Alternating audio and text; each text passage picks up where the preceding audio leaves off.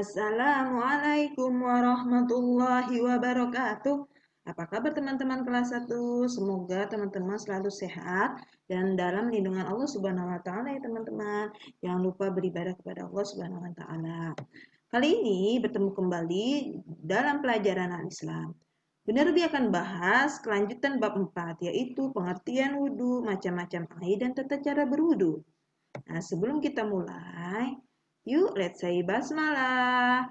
Bismillahirrahmanirrahim. Kali ini benar Bi akan bahas tentang berwudu. Nah, ini gambar anak perempuan yang sedang berwudu ya teman-teman. Jadi kalau bisa nanti ketika teman-teman berwudu lagi menggunakan kerudungnya bisa dibuka agak sedikit dan cari tempat yang memang tertutup dari kaum laki-laki supaya kita tetap menjaga aurat kita. Nah, sebelum Bu Nerbi bahas selanjutnya, Mas, teman-teman tahu nggak nih tepuk wudhu? Jadi jika teman-teman nanti berwudhunya lupa urutannya, teman-teman bisa ingat dengan tepuk ini, ya supaya wudhunya urut dan benar. Nah, kita bareng-bareng yuk nyanyi tepuk wudhu sambil teman-teman ikutin di rumah. Tepuk wudhu, baca bismillah sambil cuci tangan. Kumur-kumur basuh hidung, basuh muka. Tangan sampai ke siku, kepala dan telinga. Terakhir cuci kaki lalu doa. Doa. Sekali lagi teman-teman, tepuk wudhu. Baca bismillah sambil cuci tangan. Kumur-kumur basuh hidung, basuh muka. Tangan sampai ke siku, kepala dan telinga. Terakhir cuci kaki lalu doa. Doa. Nah, nanti kita akan bahas doa di akhir setelah penjelasan wudhu ya teman-teman. Dan teman-teman juga dihafalkan doa wudhunya di rumah. Oke, selanjutnya Bunda Ruby akan bahas pengertian wudhu. Apa itu wudhu teman-teman? Jadi wudhu artinya bersuci menggunakan air. Jadi wudhu itu memang menggunakan air. Kalau menggunakan debu itu namanya tayamum. Lalu fungsi wudhu itu apa? Wudhu digunakan untuk menghilangkan hadas kecil. Nah, hadas kecil apa ya Bunda? Nah, hadas adalah keadaan orang yang tidak suci. Makanya sebelum sholat kita harus berwudhu untuk menghilangkan hadas kecil kita. Seperti setelah pipis, buang angin, dan yang lainnya. Itu ya teman-teman. Jadi wudhu itu bersuci menggunakan air. Nah, ngomongin air, ternyata air itu adalah alat yang paling utama untuk bersuci teman-teman.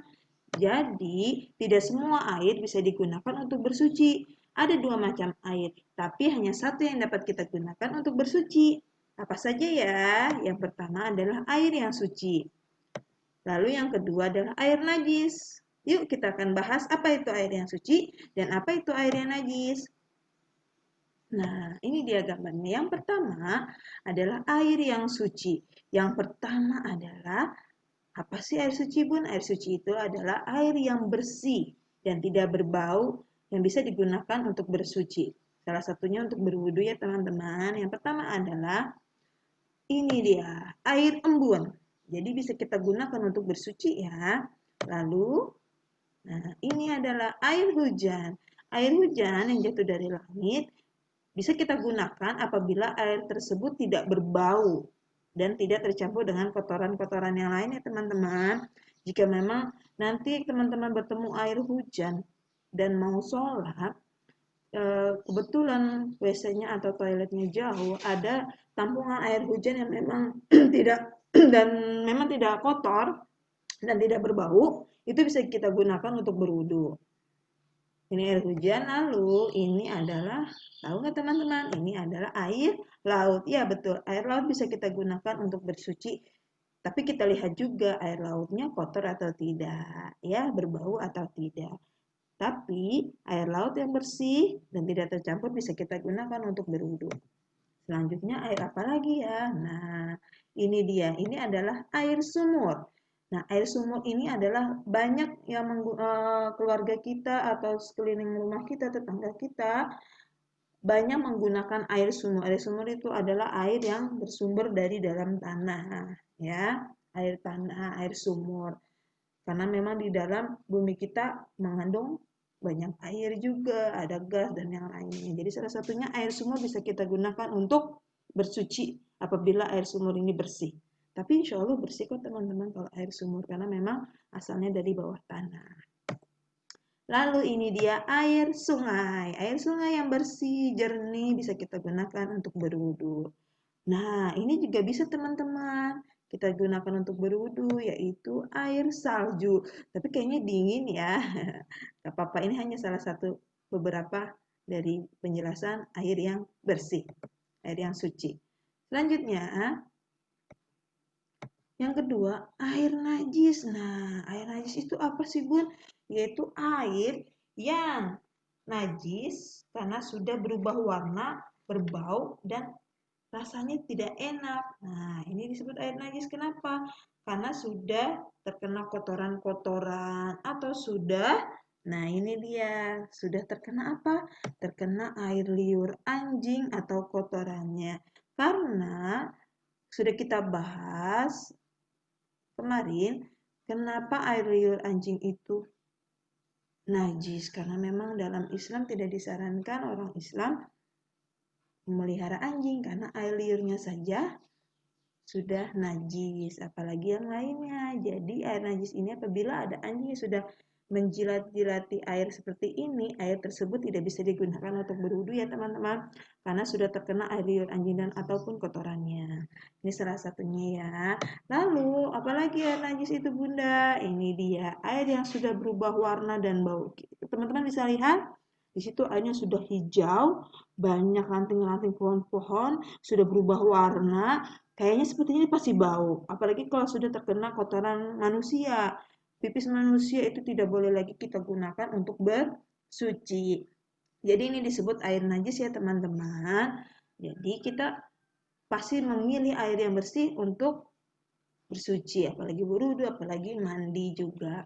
Harus cari air yang bersih. Nah, itu tadi mengenai air ada dua macam, sudah ada air yang suci dan air yang najis. Apakah teman-teman tahu nih bahwa salah satu syarat sahnya sholat adalah berwudu? Pasti sudah tahu ya. Jadi sebelum sholat kita harus berwudu karena apabila tidak berwudu berarti tidak sah sholatnya. Jadi sholat harus dilakukan dalam keadaan yang suci. Makanya kita harus berwudu sebelum sholat. Salah satu cara bersuci sebelum sholat adalah wudhu. Itu ya teman-teman. Dan wudhu harus dilakukan secara urut sesuai tuntunan Nabi Muhammad SAW. Tata cara berwudhu. Nah, teman-teman sudah tahu berwudhu dan sudah hafal lagu wudhunya. Bunda Ruby akan menjelaskan tata cara berwudhu. Yang pertama, baca bismillah. Tadi lagunya baca bismillah sambil cuci tangan. Nah, pertama, teman-teman baca bismillah, niatkan karena Allah Subhanahu wa taala. Teman-teman berwudu, membersihkan dengan niat membersihkan beberapa anggota tubuh kalian karena Allah supaya nanti salat kita diterima sama Allah. Ketika sudah baca bismillah dan niatkan karena Allah, teman-teman basuh tangan sampai pergelangan tangan ya. Sampai 3 kali. Lalu, yang ketiga, berkumur-kumur dan menghirup air ke dalam hidung dan mengeluarkannya kembali. Kalau teman-teman bisa, berkumur-kumurnya itu sambil menghirup air ke dalam hidung dan keluarkan kembali. Nanti akan Bunda Ruby contohkan di video wudhu untuk materi selanjutnya teman-teman. Kali ini hanya Bunda Ruby beri gambar. Berkumur-kumur dan menghirup air ke dalam hidung dan mengeluarkan kembali 3 kali ya teman-teman. Lalu selanjutnya, basuh muka secara rata sebanyak 3 kali. Jadi, ketika teman-teman basuh muka, dibasuhnya seluruh wajah ya, sampai rata. Jangan asal-asalan, karena kalau nanti wudhunya asal-asalan, tidak sah wudhunya. Sebanyak 3 kali ya. Selanjutnya, setelah basuh muka, basuh tangan kanan sampai ke siku 3 kali. Jadi, teman-teman harus wudhu dengan benar, yaitu dengan membasuh tangan kanan lebih dahulu sampai ke siku. Kalau nanti wudhunya nggak sampai ke siku, berarti wudhunya tidak benar teman-teman. Jadi harus sampai ke siku. Ya, sebanyak 3 kali. Jika tangan kanan sudah sampai 3 kali, lanjut ke tangan kiri 3 kali juga. Ya. Lalu, nah mengusap kepala dilanjutkan mengusap telinga. Ini hanya bisa dilakukan 1 kali. Jadi teman-teman bagi yang laki-laki itu gampang, bisa sambil mengusap kepala, lanjut ke telinga, langsung tarik ke telinga. Oke, untuk muslimah kalau bisa seperti ini juga, tapi kalau tidak bisa tidak apa-apa ya teman-teman. Lalu selanjutnya, membasuh kaki kanan sebanyak 3 kali. Setelah kaki kanan sudah sebanyak 3 kali, dilanjut membasuh kaki kiri. 3 kali juga ya teman-teman, supaya lebih bersih lagi. Dan sampai mata kaki kalau bisa ya. Dan terakhir membaca doa. Teman-teman sudah tahu doanya. Nah, ini dia. Berikut doa sesudah berwudu. Yuk kita baca bareng-bareng dan berulang-ulang agar teman-teman hafal. Ikutin ya teman-teman. Doa berwudu. Doa sesudah wudu. Asyhadu alla ilaha illallah wahdahu la syarikalah wa asyhadu anna Muhammadan abduhu wa rasuluh. Sekali lagi yuk. Asyhadu alla ilaha illallah wahdahu la syarikalah wa asyhadu anna Muhammadan abduhu wa rasuluh. Sekali lagi, asyhadu alla ilaha illallah wahdahu la syarikalah wa asyhadu anna Muhammadan abduhu wa rasuluh. Ini doa sesudah wudhu yang pendek. Teman-teman kalau mau, mungkin teman-teman juga sudah pernah dengar atau sudah hafal doa wudhu yang lebih panjang. Nah ini dia. Asyhadu alla ilaha illallah wahdahu la syarikalah wa asyhadu anna Muhammadan abduhu wa rasuluh. Allahumma ja'alni minat tawwabin wa ja'alni minal mutatahhirin wa ja'alni min ibadikas salihin. Lebih bagus lagi teman-teman hafal doa yang panjang. Tapi jika masih belajar nggak apa-apa, doa sesudah wudhu yang singkat dan pendek aja. Nah teman-teman, itu adalah doa sesudah wudhu. Nah ternyata wudhu itu ada yang batal loh. Karena apa ya batalnya? Inilah berikut hal-hal yang membatalkan wudhu. Teman-teman harus ingat ya, jika teman-teman buang air kecil, sudah berwudu, tahu-tahu teman-teman mau buang air kecil, teman-teman harus wudu kembali karena ini adalah salah satu yang membatalkan wudu kita. Selain buang air kecil, buang air besar juga teman-teman. Jadi teman-teman jika sudah berwudu, tahu-tahu perutnya mules, teman-teman mau buang air besar dulu, jangan langsung sholat ya teman-teman, tapi harus wudu lagi, wudunya harus diulang lagi karena sudah buang air besar ya. Hal-hal yang membatalkan wudu. Lalu buang angin atau kentut. Nah ini dia ya yang membatalkan wudhu. Buang angin atau kentut jika teman-teman sudah wudhu nih, tahu-tahu mau sholat, aduh aku nggak ketahan, aku pup, lalu aku mau buang angin juga, itu teman-teman harus mengulang kembali ya wudhunya. Nah selanjutnya, apalagi nih yang membatalkan wudhu, yaitu tidur nyenyak dengan berbaring. Jika teman-teman sudah wudhu, aduh aku ngantuk banget nih, mau nunggu berjamaah, tapi ketiduran ternyata teman-teman. Sampai nyenyak tidurnya, teman-teman batal wudhunya. Harus diulang lagi wudhunya ya teman-teman ya. Nah ini beberapa yang membatalkan wudhu kita.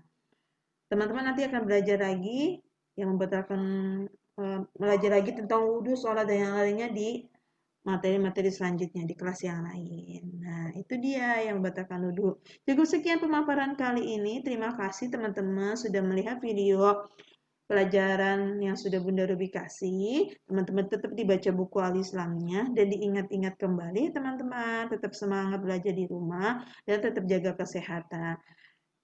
Kita akhiri dengan membaca hamdalah teman-teman. Alhamdulillahirabbil alamin. Bunda Ruby akhiri. Wassalamualaikum warahmatullahi wabarakatuh.